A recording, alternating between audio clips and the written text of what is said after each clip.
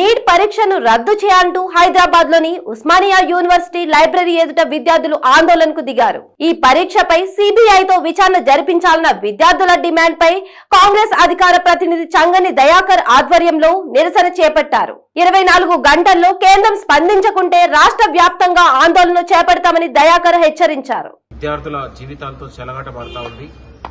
Congress party ఈరోజు నీటిని రద్దు చేసి ఎన్టీఏ డైరెక్టర్ని తొలగించి సిబిఐతో విచారణ జరిపిస్తే తప్ప నీట్ పేపర్ లీకేజీలో మరింత విషయాలు బయటకు వచ్చే అవకాశం ఉంటుంది. కాబట్టి నిజంగా బీజేపీ ప్రభుత్వానికి, కేంద్ర ప్రభుత్వానికి ఏమైనా చిత్తశుద్ధి ఉంటే సిబిఐతో విచారణ జరిపించి తక్షణం నీట్ పేపర్ని రద్దు చేయాలని కూడా ఈ సందర్భంగా గుర్తు చేస్తా ఉన్నాం.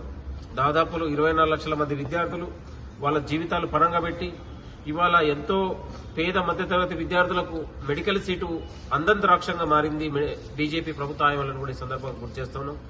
ఇవాళ మోడీ ప్రభుత్వ హయాంలో కేంద్ర మంత్రి ఏదో విద్యాశాఖ మంత్రి ఉందో తక్షణం రాజీనామా చేయాలి.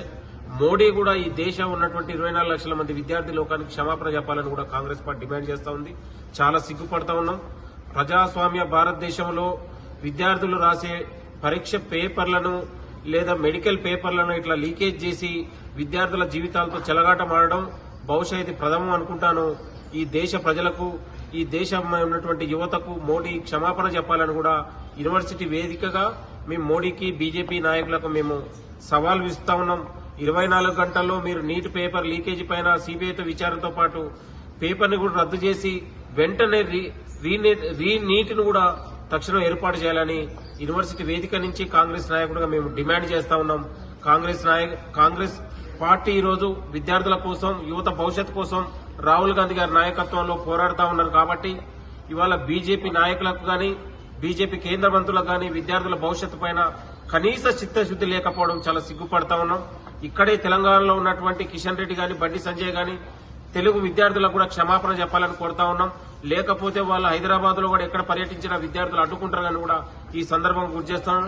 వీళ్ళు తెలుగు రాష్ట్రాలకు పట్టిన దరిద్రులు, పట్టిన శని కూడా ఈ సందర్భంగా గుర్తు చేస్తాను.